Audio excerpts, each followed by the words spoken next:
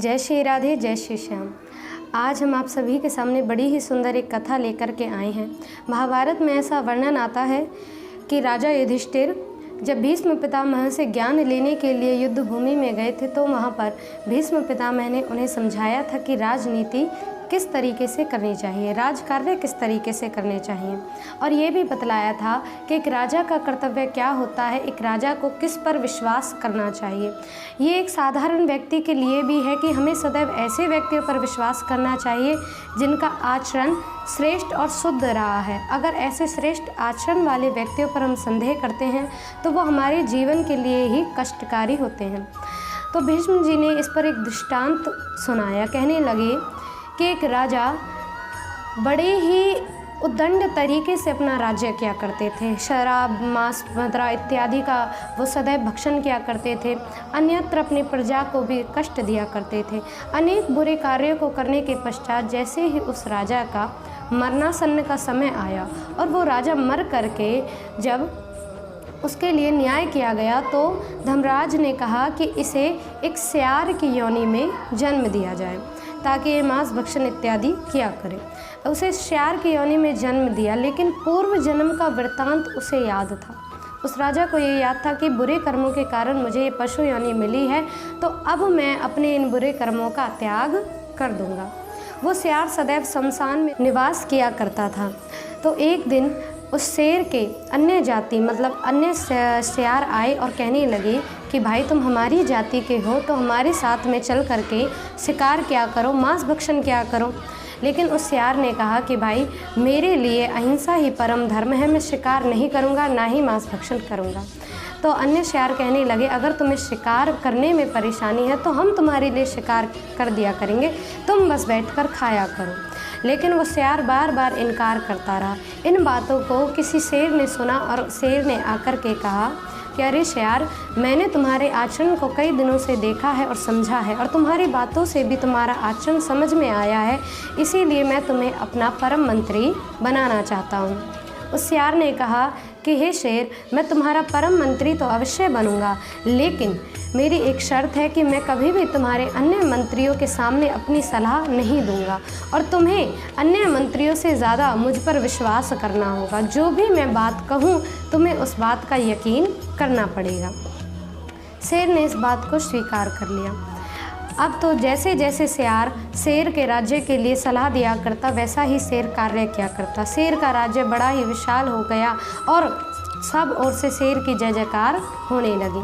शेर को बड़ी ही प्रसन्नता होने लगी, लेकिन जो अन्य जीव जंतु जो स्यार के मंत्री थे, जो शेर के मंत्री थे, वो कहने लगे, मन में विचार करते कि अब तो शेर इसी पर विश्वास करता है, इसी की बात मानता है, ना हमारी बात सुनते हैं और ना ही हमारी बात मानते हैं। तो क्या करें जिससे ये स्यार हमारे शेर के राज्य से चला जाए और स्वयं शेर ही इसे अपने राज्य से उस्कातित कर दे। इस बात को सुन करके अब अन्य सब मंत्रियों ने विचार बनाया, जो शेर के लिए मांस भोजन तैयार किया गया था उसको चुरा करके स्यार के भोजन में मिला दिया। अब जैसे ही शेर अपना भोजन खाने के लिए तैयार हुआ और अपनी थाली में भोजन ना देख करके क्रोधित हुआ, सबसे पूछने लगा कि मेरा भोजन कहाँ गया। तो अन्य मंत्रियों ने स्वयं आकर ही कहा कि आपका भोजन इस स्यार ने चुरा लिया है, हमने स्वयं इसे चुराते हुए देखा है। अब स्यार ने बार बार मना किया, लेकिन फिर भी शेर ने जब उसकी तलाशी करवाई तो उसके भोजन में मांस भोजन मिला।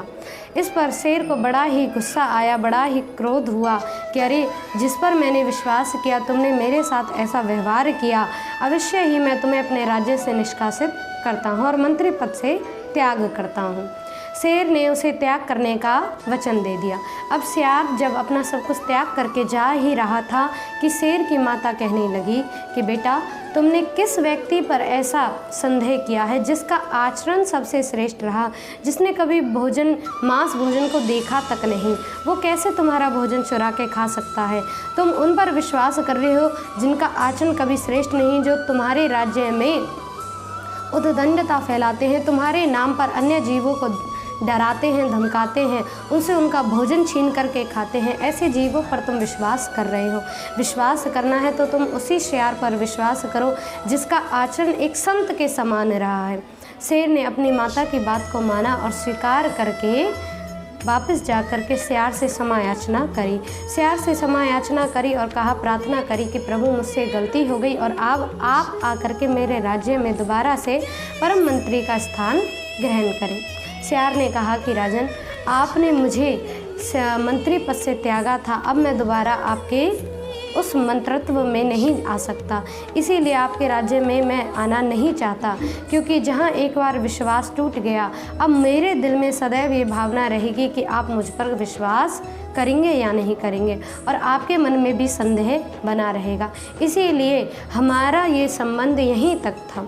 तो भीष्म पितामह जी इस दृष्टांत के द्वारा राजा युधिष्ठिर को समझाते हैं कि हे राजा युधिष्ठिर, जैसा कि तुमने जाना कि उस शेर ने अपने परम मंत्री सियार को एक संदेह के कारण से खो दिया था, ऐसे ही तुम भी कभी अपने किसी हितैषी को संदेह के कारण से खो मत देना, क्योंकि जिसका आचरण श्रेष्ठ हो, जिसके जीवन में सदैव श्रेष्ठ आचरण रहा हो, जो जीव सदैव प्रभु भक्ति करता हो, अहिंसा में सदैव उसका मन रहा हो, कभी किसी जीव का उसने अहित ना चाहा हो, ऐसे जीवों पर, ऐसे प्राणियों पर कभी भी संदेह नहीं करना चाहिए।